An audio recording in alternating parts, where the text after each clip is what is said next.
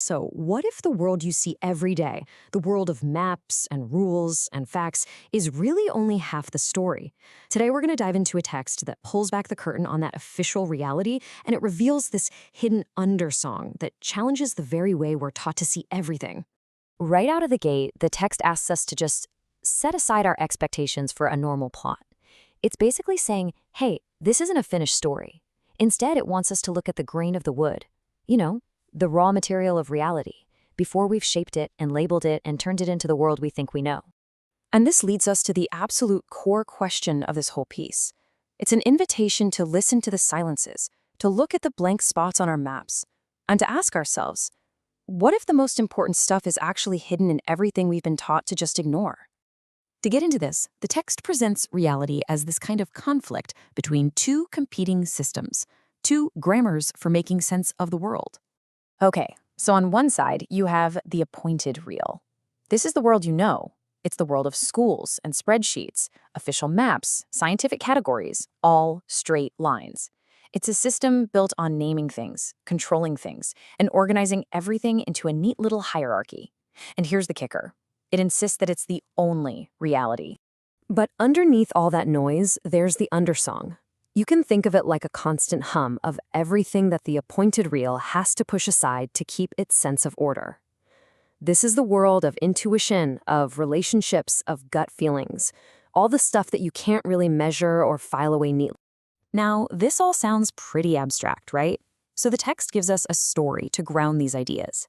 It takes us to a little settlement called Théotime, a place that kind of exists in the undersong, a place you are not going to find on any official map.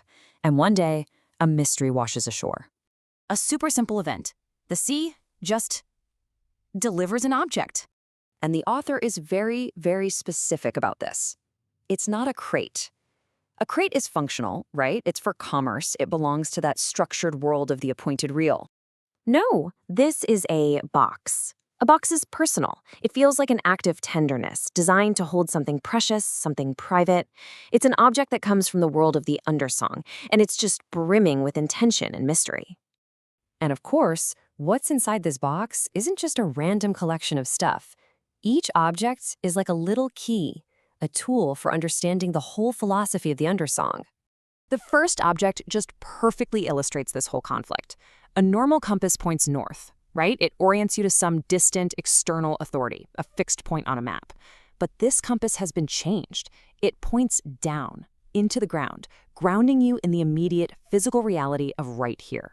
And a journal that was found inside the box explains this act not as breaking the compass, but as freeing it from the tyranny of some abstract external grid and just returning it to the undeniable pull of the present moment. The philosophy gets even deeper with the next items. Along with the compass, the box held a small bag, and inside were 3 seeds, with each one representing a core principle of the undersong. The first seed is tessivive, the thread that refuses to be cut. This is all about survival through preparation that no one sees, building deep, strong roots before you ever even show a single leaf. The second is guamesol, big mother soil. This represents the whole infrastructure of care, enriching the environment so that other things can thrive. And the third is chansam sum, my song field. This one is just pure potential, unpredictable and responsive, becoming whatever the moment requires it to be. The final object is this piece of dark blue fabric with patterns that seem to shift, and it's a child, someone who isn't fully conditioned by the appointed real yet, who understands it immediately. She just sees that it's a map, not of coastlines and roads, but of relationships, of everything the official maps choose to silence. But the objects themselves are really only half the story. The source now shifts to the most important part. It's not what they are, but how you approach them. This is about a fundamentally different way of knowing. You see, the appointed real, our dominant system, understands things by breaking them down. It dissects, it isolates, it studies the components separately, and it believes that if you understand the parts, you'll understand the whole. But one of the characters pushes back hard against this impulse. She insists on listening to what the whole box is saying, all of it together. It's such a profound challenge to our typical way of trying to find knowledge. Because in the world of the undersong, meaning doesn't live in the individual pieces, it lives in the spaces between them. It's found in the resonance, the connections, and the relationships that bind everything together into this living, breathing whole. So, ultimately, this text is way more than a collection of strange objects and poetic ideas. It's a direct invitation for us to shift our own perspective. Every map, every system, every story we tell is an act of selection. We decide what to include and what to ignore. But this text argues that the real, deeper story, the undersong of our world, is humming away in everything we've chosen to leave out. This is the very definition of the concept. The appointed real can only exist because it has excluded other possibilities.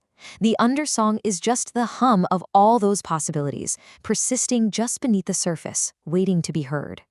And that brings us to the final question, the one this whole explainer is designed to leave you with. If your life, your beliefs, and your understanding of the world are a kind of map, what are the blank spaces? What have you left out? And what might you hear if you started to listen for its undersong?